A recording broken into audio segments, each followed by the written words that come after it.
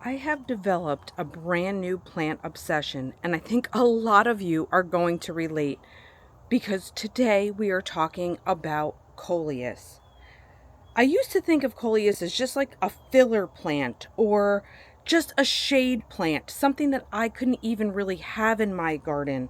But let me tell you, once I started to discover all the varieties, colors, ways to use it, and the fact that it's more versatile now than ever, it can be in sun or shade depending on the variety you get, I got hooked. Let's talk about why Coleus has completely won me over. Hi you guys, this is Nicole from My Carolina Garden. My garden is located in growing zone 8B and we are in southeastern North Carolina. So firstly, as I said, Coleus is not only made for shade anymore. A lot of people still think it only works in the shade, and that used to be true. But the plant breeders, I guess, have been quite busy because now we have sun-tolerant Coleus varieties that can handle full sun, especially if you're in a slightly milder climate or you water consistently. If you want to test out whether or not your Coleus is sun tolerant, maybe start it out with some morning sun and afternoon shade and see how it responds to that. And then you know how far you can push it or how much protection it wants. Here in zone 8B, I have had great luck with Coleus in my rock garden. Other flower beds that I've experimented in that get a little bit more sunlight, as well as in pot arrangements on my front porch that have paired so beautifully with the caladium. And because I've been loving Coleus so much this year, I also put it into a pot arrangement in my secret garden that is more of a tropical style garden. But that's great because the Coleus is actually a tropical thriving plant. And it's gotten so large in the pot back here that it does love its amazing life. Now you guys, if there's one thing you should know about me, it's that I love to propagate plants. Well, at least the ones that are easy to propagate. I love, love, love to do it. And the Coleus is practically foolproof in this way. You can propagate the Coleus so very easily just from cuttings. Let's say I want to propagate this stem right here. If I take a stem cutting just below the leaf nodes, so that is just below where you see the leaves come out, I would clip here, then I would remove these lower leaves so that I can put this stem into either soil or water, and the new roots are going to grow out of those leaf nodes where these leaves had just been. It only takes about a week, maybe a little bit longer, to start seeing roots form. And you can really see this if you don't try to pot these cuttings up into soil like I have done up here. These are all cuttings that I've taken that are rooting in soil. But instead, you can root the cuttings right into water. Every single one of these pots, and these are not the only ones I have, are all propagations from these original plants that I had. Here are some examples of the Coleus I have rooting in water. Now, I have some very large cuttings that at this point have produced some gorgeous, gorgeous roots. And I can see them all right inside my jar.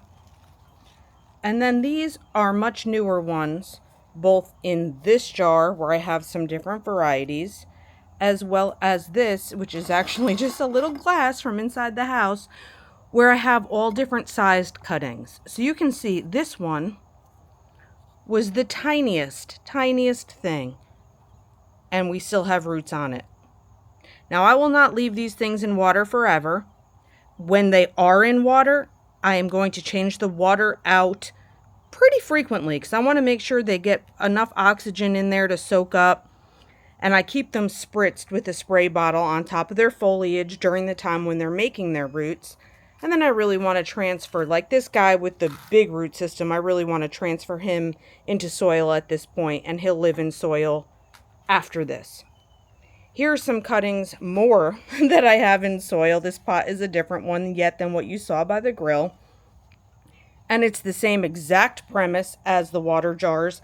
I just put it into soil, and either way, boom, the Coleus just flourishes. My original Coleus that I purchased that I keep propagating off of was actually a variety pack that I picked up at Lowe's probably back in March.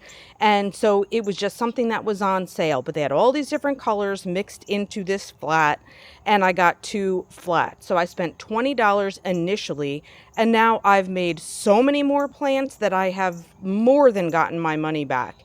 Now here's the thing. We don't need to just let these plants die at the end of the year because they are annuals for us, but instead we can overwinter them by bringing them in the house, giving them a bright location to sit at, or we can simply, if we don't have room to bring the whole plant in, take these cuttings I'm talking about, let them root inside your home, and then when spring comes again, you'll have all this Coleus to put back out into your landscape. Another reason I love Coleus is because it's so diverse. So we've been looking at a lot of the leaves that look similar to this with a scalloped edge, different colors on all the foliage. But how about this gorgeous baby? This one's a totally different style of Coleus, and it's called Fancy Feathers Pink. Now this one can tolerate some light, but still it's going to be loving shade more. When I actually purchased this one plant, a couple of the stems had broken off, so I planted those up into some other pots as well, and now I have even more of this Fancy Feathers Pink Coleus. This Coleus that I have tucked underneath the elephant ears here in my shade garden is yet another variety. This one I created simply from a cutting, and it was off of my neighbor's plant. At the end of the season last year, I asked her if I could take a cutting. She said yes. I rooted it, and this baby has been going strong for me ever since. So once again, different leaf color variety here. You just can't go wrong. Even without flowers, these babies make such a huge impact. So incidentally, speaking of flowers, the Coleus wants to grow these flowers at the top, which I keep clipping back because I don't want the plant to keep or to put energy into the flower growth. I only want it to put energy into the foliage growth. Much like the basil plant that I have right here next to it. When the basil starts to grow its flowers up at the top, you also want to clip those back because you want more basil, right? That's the part you use in your cooking.